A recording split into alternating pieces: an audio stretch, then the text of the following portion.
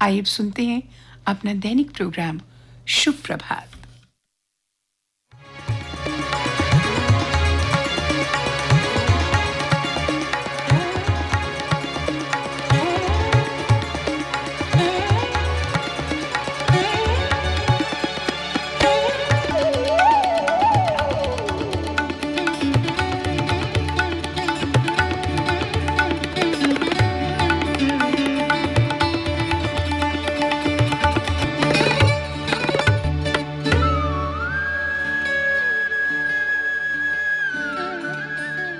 श्रोतो, पानी एक जीवन देने वाला तरल है और वो जीवन लेने वाला घातक तरल पदार्थ भी हो सकता है। विश्व स्वास्थ्य संगठन का अनुमान है कि दुनिया भर में 80% बीमारियां जल द्वारा उत्पन्न होती हैं। दूषित पानी से हम बड़ी आसानी से हैजा, टाइफाइड, पेचिश, दस्त, पोलियो और मेनिंजाइटिस ऐसे रोगों की चपेट में आ सकते हैं। तो कार्यक्रम शुभ प्रभात के आज के इस अंक में हम बात करते हैं वाटर बॉर्न डिजीजेस की और खास करके बरसात के मौसम में होने वाले दूषित जल से हम कैसे अपना बचाव कर सकते हैं। हमारे साथ स्टूडियोज में आज आमंत्रित हैं कंसल्टेंट फिजिशियन डॉक्टर अजय कोतवाल जी। जी डॉक्टर साहब। हाँ, नमस्कार। आजकल जैसे बरसात का मौसम चल रहा है तो हवा भी चेंज हो जाती है, पानी जो है पानी कहीं पे रुका रहता है, कहीं पे बाढ़ें आती हैं। जो वाटर बॉर्न डिजीजेज हैं, जैसे बहुत सारी कॉमनली जो आज के इस समय में देखी जाती हैं, जैसे डायरिया, लूज मोशन, एंट्राइटिस होना, उल्टियाँ होना, टाइफाइड होना, इस प्रकार की बीमारियां जो हैं तो अभी ज़्यादा पाई जाती हैं। जैसे जैसे बरसात का मौसम ख़त्म होना शुरू हो जाता है तो फिर उसके बाद डेंगू जैसे आना शुरू हो जाएगा, हाई ग्रेड फीवर होने शुरू हो जाते हैं। इस तरह की बीमारियां जो हैं अभी इस बरसात के मौसम में ज़्यादा हो जाती हैं। और सबसे ज़्यादा जो होता है वो गैस्ट्रोएंटराइटिस, जिसको हम बोलते हैं एक्यूट गैस्ट्रोएंटराइटिस, उस तरह के पेशेंट, उस तरह के बच्चे ज़्यादा आते हैं। जी डॉक्टर साहब, कहा जाता है कि बरसात का मौसम जो है बैक्टीरिया के लिए एक मुफीद मौसम रहता है कि जिसमें बैक्टीरिया डेवलप होता है, और यही जो बैक्टीरिया जो एक तो हमारे शरीर को हेल्प भी करता है और दूसरा जो बैक्टीरिया है जो वो हमारी सेहत को खराब भी करता है। पानी की मात्रा तो हम डेली 1.5 लीटर या 2 लीटर के करीब हर इंसान इस्तेमाल करता है। तो पानी से जो होने वाली बीमारी है उससे कैसे हम बचाव कर सकते हैं? पानी का क्या ट्रीटमेंट करें कि, या कई बार क्या होता है कि हम बाहर जाके, घर से बाहर भी जाके हमें पानी पीना पड़ता है, तो कौन सी ऐसी एहतियात हम रख सकते हैं? पानी जो है, जैसे अगर आप आजकल तो शहरों के बीच में फ़िल्टर वाटर आया हुआ है जी, तो आपने मैक्सिमम कोशिश करनी चाहिए कि फ़िल्टर वाला पानी पिएं। अगर नहीं संभव है तो पानी उबाल कर ठंडा करके ही पीना चाहिए, ताकि इससे जो कीटाणु जो उसमें ग्रो कर रहे हैं, जो बैक्टीरिया उसमें ग्रो कर रहे हैं, वो बॉइलिंग पॉइंट के ऊपर वो डेड हो जाते हैं। तो आप मैक्सिमम जो गैस्ट्रिक प्रॉब्लम्स हैं उनको आप अवॉइड कर सकते हैं। इसी तरह से आप पानी जब आप बॉईल करके पिएंगे तो हेपेटाइटिस की प्रॉब्लम, अभी क्योंकि जॉन्डिस की प्रॉब्लम इसी वाले इसमें होती है, हेपेटाइटिस से जो कॉमनली होता है, कंटेमिनेटेड वाटर होगा, तो उससे भी आप अपने आप को इससे प्रोटेक्ट कर सकते हैं। तो बॉईल करके पिएं, नहीं तो फिल्टर्ड वाटर पिएं, पानी सब साफ़ सुथरा पिएं। कोई स्टेग्नेशन वाला पानी होता है या बड़ी देर से कोई पानी रखा हो तो उसको बार बार चेंज करना चाहिए। बड़ी देर तक पानी को एक जगह इस्तेमाल नहीं करना चाहिए। ये भी कर सकते हैं कि अगर घर से बाहर जाते हैं तो पानी अपने घर से जो फिल्टर्ड वाटर है उसको कैरी कीजिए, या जो बाहर से जो हम पैकेज वाटर हैं वही उसी का इस्तेमाल करें। एक जनरल जो क्या होता है कि कहीं जाते हैं तो बाहर कहीं हमें मजबूरी में कई बार बाहर का पानी भी इस्तेमाल करना पड़ता है, तो उससे हम थोड़ा सा बचाव रख सकते हैं। तो डॉक्टर साहब, जो हेपेटाइटिस की आपने बात की, कॉलरा वगैरह की बात की, तो इनसे क्या हम कैसे इनका प्रिकॉशन ले सकते हैं, इसके बारे में? बेसिकली हेपेटाइटिस ए जैसे है तो हेपेटाइटिस बी फीको ओरल रूट है। आपका पानी जो है वो कंटेमिनेटेड होगा, कहीं पे जो पानी की व्यवस्था है, जो आपके घर में पानी पहुंच रहा है वो कहीं ना कहीं पे लीकेज है उसकी, जिसकी वजह से ये हेपेटाइटिस फैल रहा है। तो जैसे मैंने पहले ही बताया कि अगर पानी अनफिल्टर्ड पानी आप ले रहे हैं तो उसको बॉईल करके उसको ठंडा कीजिए, आप फिर ले लीजिए, क्योंकि वो बैक्टीरिया जो होंगे, हेपेटाइटिस ए वाले वायरसेस होंगे, वो उसमें किल हो जाएंगे।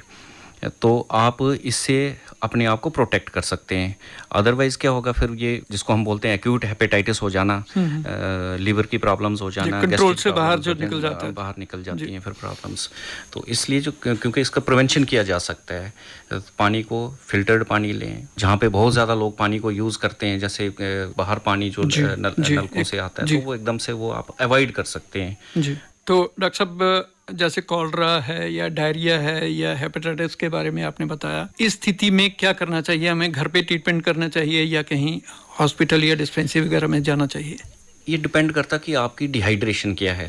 सपोज करो वोमिट हो रहा है, जिसको हम गैस्ट्राइटिस बोलते हैं, वोमिटिंग होना शुरू हो गया, लूज मोशन बहुत ज़्यादा होने शुरू हो गए, तो वोमिटिंग आपकी घर में आप जो मेडिकेशन कर रहे हैं किसी डॉक्टर से कंसल्ट करके, अगर वोमिटिंग और लूज मोशन में फ़र्क नहीं पड़ता और डिहाइड्रेशन का लेवल सीवियर, जिसको हम सीवियर डिहाइड्रेशन बोलते हैं, वो हो जाती है, तो उसके लिए फिर IV फ्लूइड देना ज़रूरी होता है। तो उसके लिए हॉस्पिटल में एडमिशन करनी चाहिए।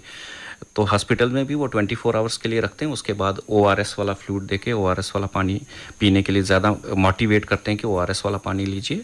तो उसका अपना एक ड्यूरेशन है, जो एंट्राइटिस होता है उसका अपनी एक ड्यूरेशन है, 4-5 दिन लगते हैं, उसके बाद पेशेंट ठीक हो जाता है। लेकिन उसके बीच में क्या है कि उसको अपनी हाइड्रेशन को मेंटेन करना है। हाइड्रेशन के दोनों तरीके हैं मेंटेन करने के, या तो आपने ORS पीना है या तो आपने IV फ्लूइड लेना है।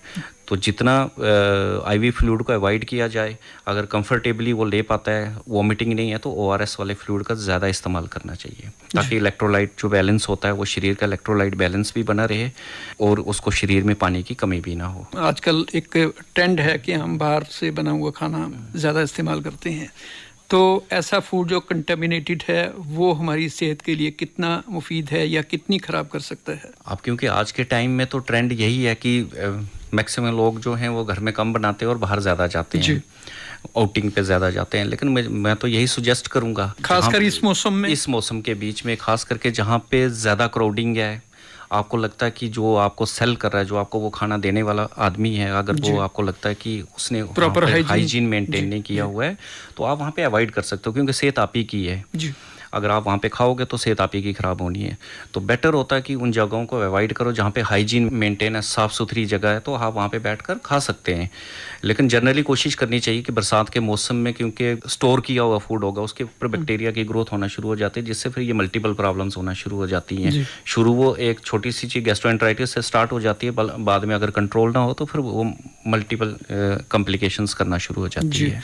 तो फूड पॉइजनिंग की जो हम बात करते हैं, तो इसमें कारण है? हाँ, ये भी एक कारण है फूड पॉइजनिंग का, कि या तो उन्होंने वो स्टोर किया हुआ फूड है, स्टोर करने के बाद जो वो सर्व कर रहे हैं जब लोगों को, तो या तो उसका उन्होंने प्रॉपर उसको दोबारा हीट नहीं किया है, अच्छे से उसको गर्म नहीं किया है और उसको सर्व ऐसे ही कर रहे हैं, तो उससे क्या है कि उससे फूड पॉइजनिंग होने के बहुत ज़्यादा चांसेस होते हैं। कभी कभी माइल्ड फूड पॉइजनिंग होती है, जो वॉमिटिंग और एंट्राइटिस, लूज मोशन तक ही खत्म हो जाती है। लेकिन कभी कभी अगर वो न्यूरोटॉक्सिन्स उसके बीच में डेवलप हो जाएंगे तो आपके ब्रेन की भी इन्वॉल्वमेंट हो जाती है, वो एक सीरियस कॉम्प्लिकेशन फूड पॉइजनिंग से हो सकती है। जी, ये तो आपने बातें बताई कि कंटेमिनेटेड फूड या कंटेमिनेटेड वाटर, जो वाटर बॉर्न डिजीज से क्या क्या हमें नुकसान हो सकते हैं।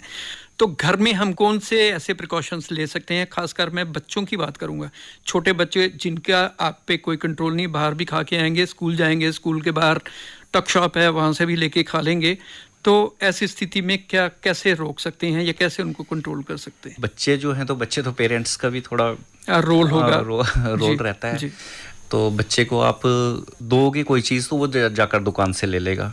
तो अगर आप उसको मोटिवेट करोगे, घर में चीज़ें अवेलेबल करवा दोगे और अपनी सुपरविजन के बीच में करोगे, क्योंकि बच्चे को तो इस चीज़ का आइडिया नहीं होगा कि मैं वो चीज़ खाऊंगा तो मुझे उसको तो अपने स्वाद से लेना है। ज़्यादातर तो कंट्रोल पेरेंट्स के ऊपर है, तो पेरेंट्स अपने बच्चों को गाइड कर सकते हैं कि इस वाले मौसम में हम इन चीज़ों को अवॉइड करना चाहिए, जिससे खास करके बच्चों को, और अभी तो बच्चों को बहुत ज़्यादा ये प्रॉब्लम्स होती हैं, ये जो 2-3 महीने होंगे जिसमें ये गैस्ट्रोएंटेराइटिस बच्चों को ज़्यादा होता है, टाइफाइड वाला फीवर करके आते हैं, फिर ये जब आगे बढ़ता है तो फिर मल्टी ऑर्गन इन्वॉल्वमेंट होना शुरू हो जाती है, सेप्सिस होना शुरू हो जाता है, सेप्सिस हो गया तो ब्लड इन्फेक्शन हो गया, ब्लड इन्फेक्शन से निमोनिया हो गया, फिर मल्टीपल चीज़ें इन्वॉल्व होना शुरू हो जाती हैं। बेटर है कि जितना अवॉइड किया जाए, जितना उनको गाइड किया जाए, आजकल तो बच्चे ऐसे भी बहुत समझदार हैं, तो जितना उनको गाइड किया जाए तो वो इन चीज़ों को मानते हैं, तो बेटर रहता है कि इस वाले मौसम में थोड़ा अवॉइड ही किया जाए, बाहर का खाना अवॉइड किया जाए। तो चलिए श्रोताओ, कोशिश ये करें कि अगर बाहर आप कहीं खाते भी हैं तो कम से कम देख लीजिए कि ये फूड जो हाइजीनिक है या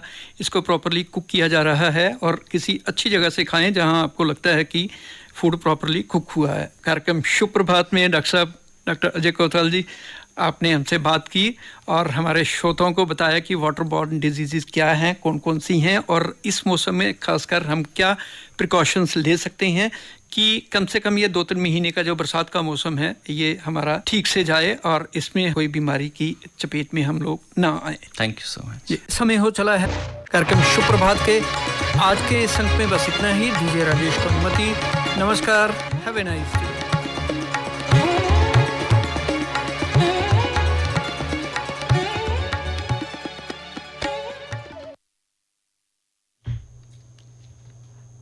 अभी आप सुन रहे थे हमारा दैनिक कार्यक्रम शुभ प्रभात। प्रस्तुति राजेश गुप्ता की थी।